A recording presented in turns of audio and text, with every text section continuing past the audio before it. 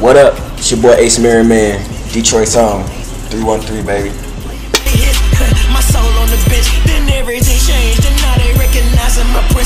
So yeah, with music, like I got lots of music coming out. I just put out 2 singles.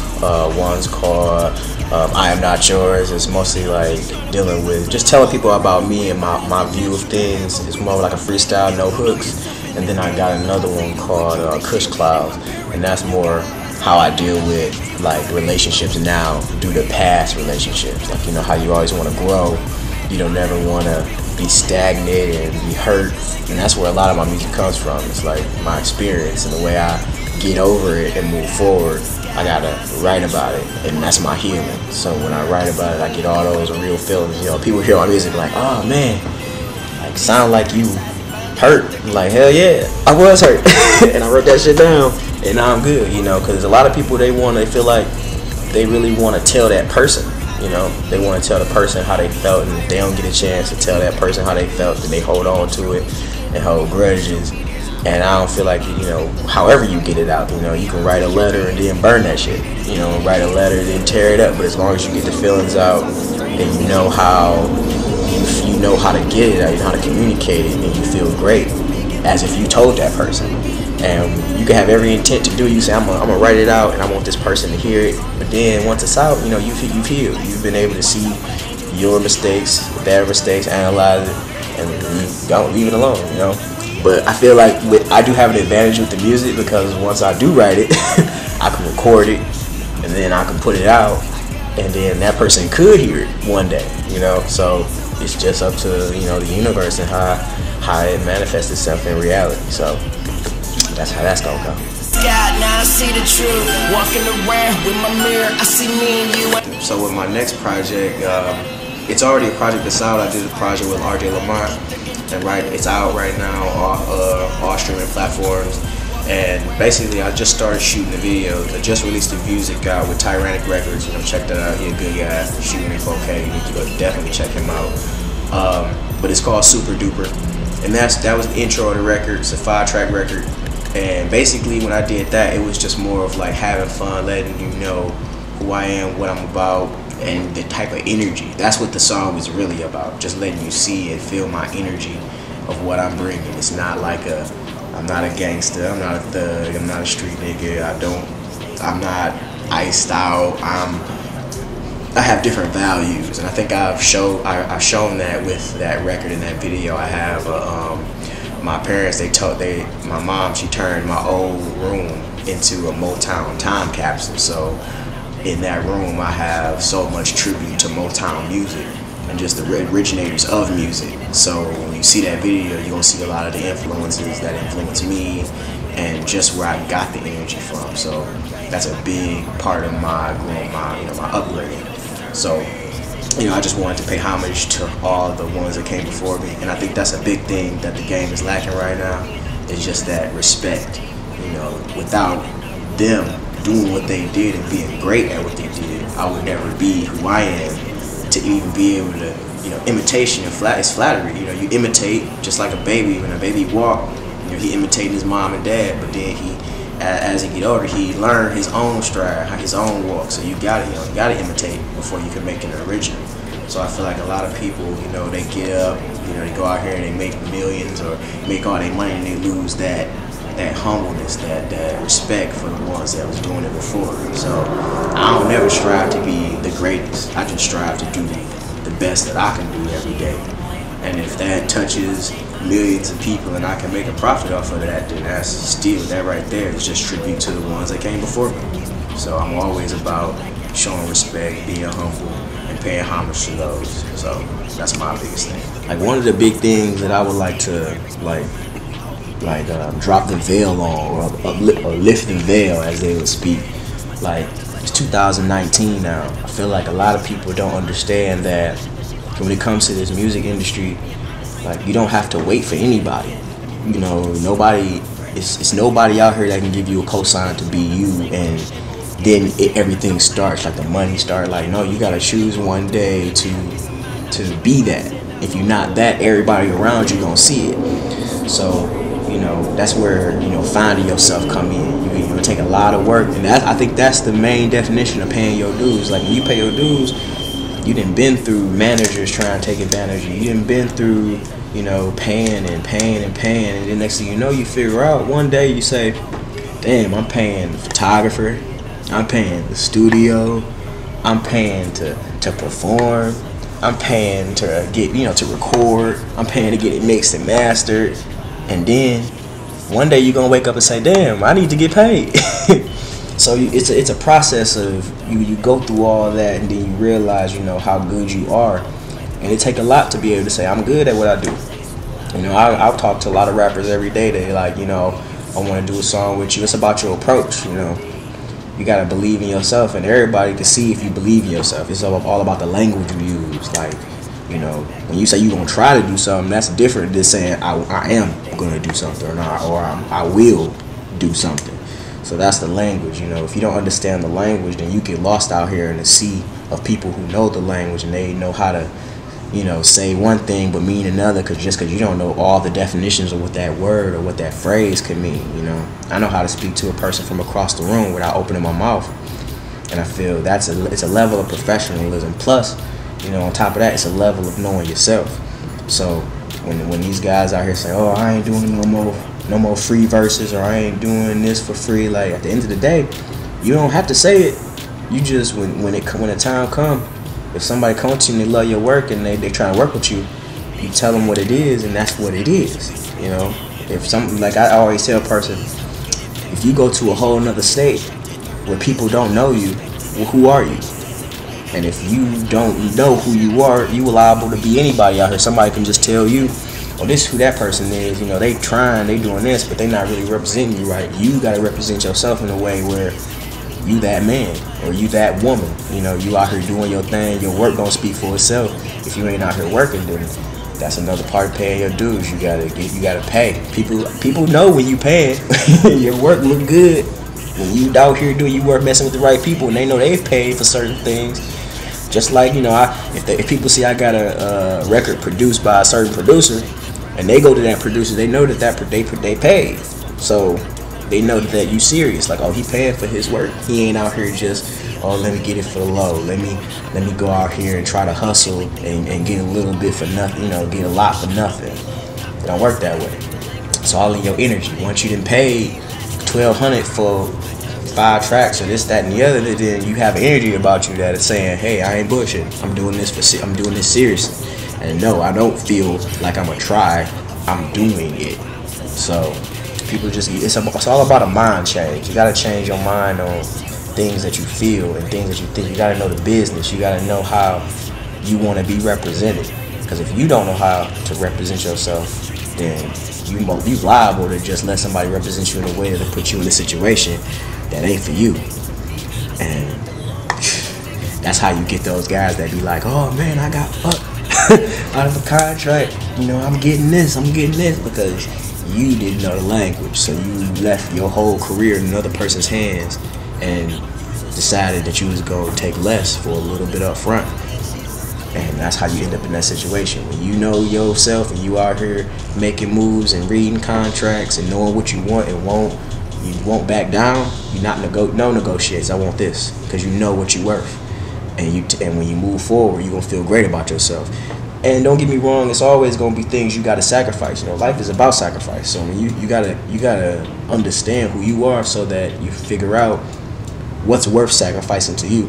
You know, is a lot of money. You want all that money, but in the end, when you get all that money and they got you on the stage performing for something that you really don't believe in, was it worth it?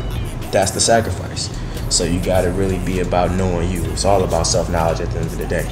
So, like, a lot of the stuff that I deal with like values. You know, I value myself above everything and all things, because without, you know, God first, because God works through us. You know, I feel like, you know, people say, oh, only God can judge you, but every person out here in the world getting messages from God, whether that God is evil, you know, we ain't gonna go into the evil and good, but whether that God is working for the greater good or something totally different, we all get messages from beyond. So basically the people are the judges. You know, we judge every day. You know, We hear something bad, we talking about on social media. The whole world can come down on you in a matter of a heartbeat, depending on what you're doing out here. So when I think about my values and things that how I move forward in life, I'm always thinking about how does it benefit me, because in order for me to provide for my children and the people that I love, I have to be filling my plate so that I can give off my plate. And if a lot of people, if you're too busy giving off an empty plate, then you deplenishing yourself and you're not really doing yourself a service, and in the end you end up losing. Everybody around you gonna be basically using you, and you're not gonna really be gaining. So a lot of the things that I think about when I'm out here, like, okay, how can I gain so that I can give? It's all about, it's a balance, an equal give and take. So me, I look at the state of the world, right now, there's so many distractions out here. They want you to look at, what's going on with the president. They want you to see what's going on with, just recently R. Kelly and everything. And it's just funny, it's entertainment at the end of the day. So I don't really let that get me distracted. But how I view myself as a divine masculine. I'm out here protecting the divine feminine. That's the job of every man out here. I feel like that's one of the things that's being lost out here in the world with all this entertainment and all this he say, she say. Look what this person is doing. Like, we gotta figure this out. Like, our women are out here really suffering because men aren't stepping up and being men. It's one of those situations where men just mad. And I can say I've been one of those men where I've been mad. This happened to me. Child support. But then at the end of the day, you look at it and you say, I'm taking care of business. You know what I mean? Like, I'm gaining, my children eating, and their mother gotta be happy. So when I go out here, I look at all women as like, that's my mom. That's my sister. And even if they don't do the things, or they're not like mine, but I always have that in my mind. Like, when I go out here in the streets, I don't disrespect women. I'm not out here in the clubs trying to pick up any woman, and women be in the club. We might have a few drinks, it might be a little too much, and she might fall over me, and I'm just like, I look at her as my little sister. I don't want her being taken advantage of. I don't want to do that to her. You know what I mean? I wouldn't want somebody to do that to my little sister. And I see it a lot out here. I see so much, and I don't want to get too much into detail because everybody got their situation. But as far as people want to know where my music comes from, like, I don't talk about it a lot. I don't degrade. It's cool to have a song where you emotional. You might say something like bitches and hoes because you didn't experience some shit. But we gotta really think about our daughters. They growing up listening to this music, and that's what I think about at the end of the day. Like, my daughter, when I do a song, I don't want her to look it up and be like, man, who is this girl that my dad's talking about? Because I try not to surround myself with those type of women. Like, if I see it, I respect them enough to stay out their way. You know what I mean? Like, people, I feel like a lot of guys, when they hear the word respect, they think like they gotta treat them with the utmost kindness and bow down. Like, no, it's not what I'm saying. What I'm saying is, if you saw your mom out in the streets, drunk, acting a fool, how would you approach that situation? That's how you should approach all of them. If your mom was going nuts in the streets and you couldn't save her, you would just walk away because you don't want to see her like that. Or you would call somebody who she may listen to.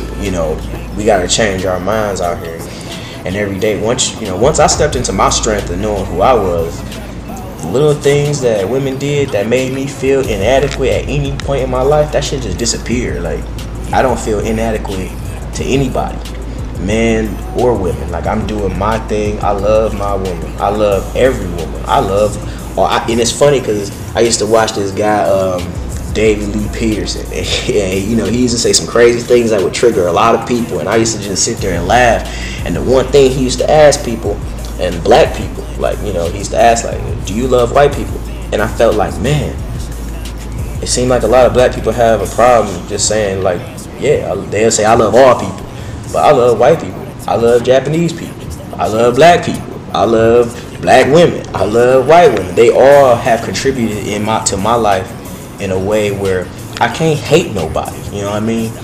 And now with the information age, it's so much information out here. You got to really be careful of the information that you digest, because when I was a kid, all we had was books.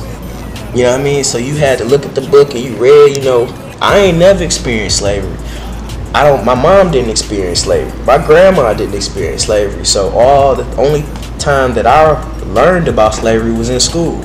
And I saw how it affected people just to even hear or think that another person that could be sitting next to them, they could be a white kid sitting next to them, and they could think like, your family did this to my family. And be like, no, but they did it. You know, it's a story, but it has, you know, I'm pretty sure. And the thing is, I don't like neglect anybody who has family who's been through some horrible shit. But me, I would like to think that it's horrible people out here. You know what I mean? Just as much as there's good people, there's some real horrible people, and they are in every race. You know, I know some black people that have done some very horrible things, and they ain't been caught. But their secrets is safe with me, because that shit is they karma. That karma is coming. You know, they gonna get theirs, and that's the way it works. That's the way the world works. It always worked that way. It might not be fast enough for some people, but it always happens. So I always like to try to keep it in my mind that there are evil people out here in every race, and sometimes, you know, evil white people will do some evil shit to black people, and then in all races that shit happens. So it's all about perspective. Like I would never single out a whole race and say they're just horrible, and that's just in my character, you know. I'll choose to see better, even though there's all this ugliness around. You know, what you pay attention to grows. So if you're gonna pay attention to that, it's always gonna find its way into your consciousness. And if you feel that way, then subconsciously you're gonna have a whole slew of other problems. So I choose to focus my attention and pay attention to the things that help me grow as a person and help me spread love out here in the world. It's too much hate, too much just bullshit going in the world for me to try to add to it and think that it's gonna bring something good back to me. And I've experienced so many great things from all different types of people. You know, people write me, you know, Facebook, Instagram, like, man, I see what you're doing great. Don't mind the haters, you know, they just ain't used to this. And like I said, I love everybody, because at the end of the day, in order for there to be good things, in order for you to even know what good is, there has to be some bad shit. You gotta have felt what it feel like to be hurt, to know, to even appreciate what it feels like to feel good. So at the end of the day, you know, do as much good as you can, and love as many people as possible, and your life should be great. You know, you gotta realize that people help people. You know, the people are the angels. You know, people feel like, damn, like how am I gonna get out here and do it? And it's the people, like working these jobs, living downtown, and just being in this area. I've met so many people who just inspire me to keep doing what I do.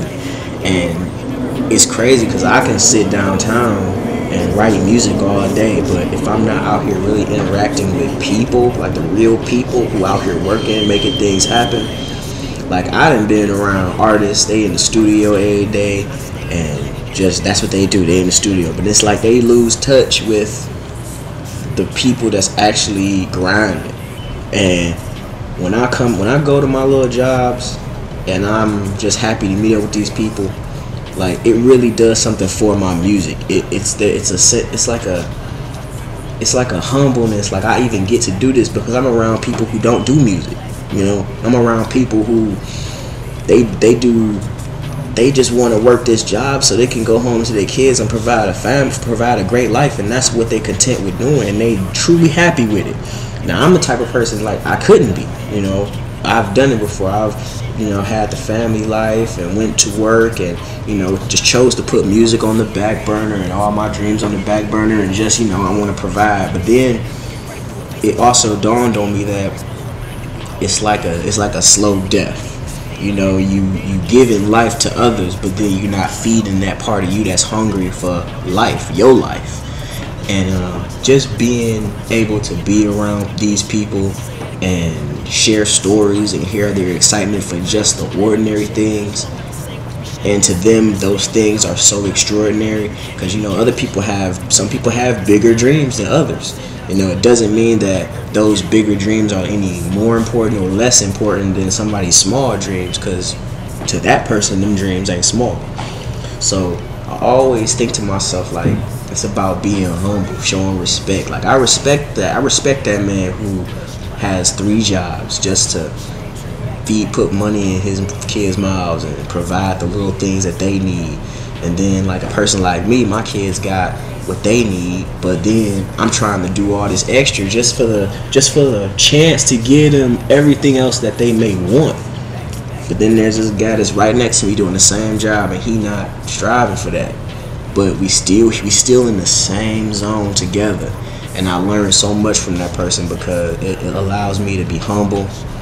And I let this person be like, oh, let me hear your music. They hear it, they're like, oh, this is just so great. And then I'm like, thank you, you know. But then they not trying to do that shit. You know, I remember sitting with other artists and they show me their stuff and I'm like, man, this just sound good. And then they're like, yeah, man, I can't wait. I'm gonna go do this. I'm gonna do this, and I'm happy for that person. But it's no different than being happy for my man who just working his job just so he gets some diapers and go home to his daughter and just play with his daughter. He ain't got no dreams beyond making her life what it should be. And to me, that's the ultimate dream. You know, I hear so many rappers, you know, so the ones that's successful, the ones where you like, man, that's what I want for my rap career. All they wish they had is a regular life so they can go be chilling at a school rehearsal and not have to worry about changing their daughter's life into their life. Oh, yeah, now I step into the school and everybody go, oh, this person's here now. Now all the attention is taken off of what he actually there for. So at the end of the day, like, I just want a lot of artists to just be happy about where you are, because that's all we got is the moment. You know, just be grateful. It's about being grateful for every second. In struggling times, you know, any artist will tell you when that time comes when you making the money and you struggling and you not struggling no more, you're gonna look back on them times like, man, I'm happy that I ain't there no more, but I see why I had to be there. I see what it took to get here, and I'm happy I'm here now. And the same thing for that man that's going to work that 3 jobs to come back and put diapers and food on the table. When his daughter or son is 16, 17 and they done graduated high school and then they go to college, he gonna look back on the same exact shit and feel the same exact way I did, without the millions of dollars, without hundreds and hundreds of fans. He don't need that. So, you know, to each his own. We all out here doing our best. We all out here living for the moment, trying to make sure that our, you know, everything that we hustling for actually is going to get there with a little bit of our help, and at the same time we can be great in the moment and greater in other people's memories, because that's what it's really about. You know, it's about the memory. Who gonna tell your story for you?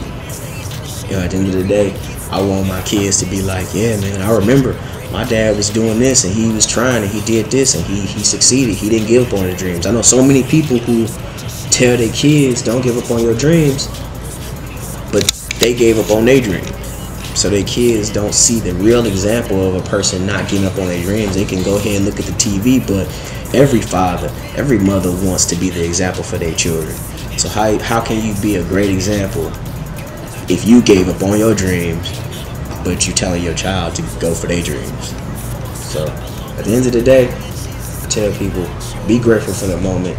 Act like every day that you on this planet is your last, and live it like it's your last. And you should be everybody around you. Well, I'm not gonna say everybody, because once you live in your life, you get a lot of people that's like, oh, you shouldn't. But once you move all them people out the way by moving in a direction, and in my life, you know, I definitely don't choose to tell people like, oh, this is how it should be, or this is how everybody else should do it. But what I've learned for my life is that it's better to be completely 100% honest and have clear communication. And what I mean by that is, like, me personally, a lot of my friends, they put themselves in boxes. Like, you know, they meet a girl and they like, oh man, baby, I can do this for you. I can give you this money. And a woman, you know, she gonna believe. She gonna be like, okay, he this type of guy, because you're the man. You're supposed to come with who you are. But I feel like a lot of dudes are just either overcompensate with material things, or they just not 100% within themselves to know that they can have whatever they want. And sometimes, you know, even if you get turned down, all that means is that what you wanted wasn't good for you. And that reflection, that person telling you no, is basically saving you from a lifetime of just being sad. So I've learned that in my life, like, I'm polyamorous. Like, a lot of people, you know, that's one of these new things a lot of people don't know. But I've been that way since I was a kid. But I just didn't have the correct way of communicating that. Like, you know, when I was a kid, it was all about monogamy. You know, you just one woman, one man, y'all together, y'all stay together, you have kids, you raise your kids. But I've always been one of them guys. Like, I remember one day telling my mom I was gonna have a baby by every race of woman in the world, on the planet. And, you know, she laughed because it's so unrealistic. But even as I got older, I found, like, I love children. Like, I want to have children. A lot of guys be like, oh, that's crazy. You can't be out here having children with a whole bunch of women. I say, it's about honesty. You know, when you out here and you meeting new people, if you telling people 100% of who you are, you're going to deflect people and you're going to attract people. And you can't, you know, I see a good looking woman, you know, I might want her bad. You know, not too bad because I'm not desperate, but I might really be attracted to her. But am I going to lie to her? No. I'm going to be like, yo, I got a baby. I got a baby mama at home. She got 3 of my children. They older. My youngest, I got a new daughter about to come. And every person has the right to make a decision whether or not they want to be a part of something. And I feel like a lot of people don't think about that. You know, a lot of people be like, oh, I'm gonna be what she want me to be instead of being who you are. So I've learned that, you know, my value, before I sacrifice any part of myself for anybody, I always value my truth. You know, can I continue to be who I am? And a lot of people will say, oh, well, you're not really growing. And it just depends on what that growth is. Like, another person can't tell another person how to grow or what's the best way to grow. Everybody has their own way, and you got to really learn that. So me, at the end of the day, like, I got with somebody who allows me to be, you know, and that person, they go, I allow them to grow. You know, I always feel like in a relationship, if a person can't make mistakes and bump their head and you be fine with it, then damn, like, what's the point of being with somebody? You know, what's the point of you know, you want that safety net, you want that security, but you also want to be able to grow at the end of the day too. You know, if my girl come to me and say, man, I did this, I'm going to laugh. One, like, let's say me and my girl, and she come to me and say, you know, I was out and I fucked around and had sex with this person, and this is, I'm going to be like, damn, like, how did you feel? How did that experience make you feel? Like, damn, did you hurt? Like, what did you learn from that? And we're going to keep it going, because in a relationship, my relationships, I value the person. You know, I value the time. I value the laughs. I value the stories and the good times. You know, I'm not so attached to what they do. You know, what they do is what is for them. Because like right now, I'm living my life. You know, my woman ain't here with me and cheering me on. She cheering me on from her life. And, you know, we do share life. We share time together. But at the end of the day, this is for me. What I'm doing with my music, that's my life. She has a whole nother life.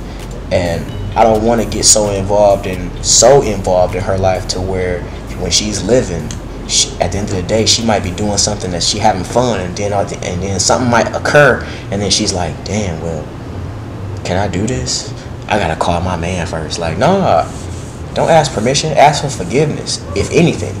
You know, don't come to me saying, ooh, can I do this? Because then I may feel somewhere and I may be like, no, you can't do that. Nah, I done stopped her growth process. She was supposed to learn a lesson that night, baby.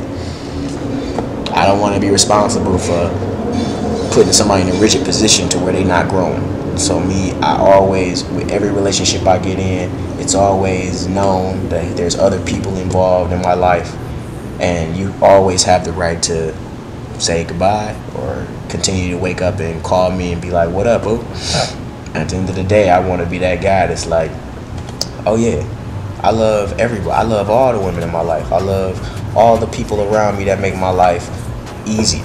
And I have so many people in my life that make my life easier. And I'm living my dream today. You know, I'm able to be in a nice place, make good music, meet new people, and live it the way I choose to live it every day. Nobody's telling me you can't do this, you can't do that.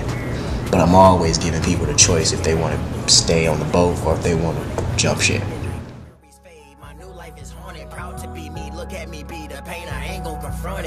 blunt, they cough that shit up. They feel the truth in their stomach. You bring her name up, shit straight up. I'm changing the subject. Fuck you, that shit's off limits. Fuck the world, they can shove it. Life be just passing me by day, this keeps me alive. The little that stay behind after the best of me dies. Sucks that the best wasn't me, not really. My soul has a line, taking true lessons forward. I hope you're reading the signs. I demand darkness, ground myself and attend to the blinds. Finally seeing my outer limits, searching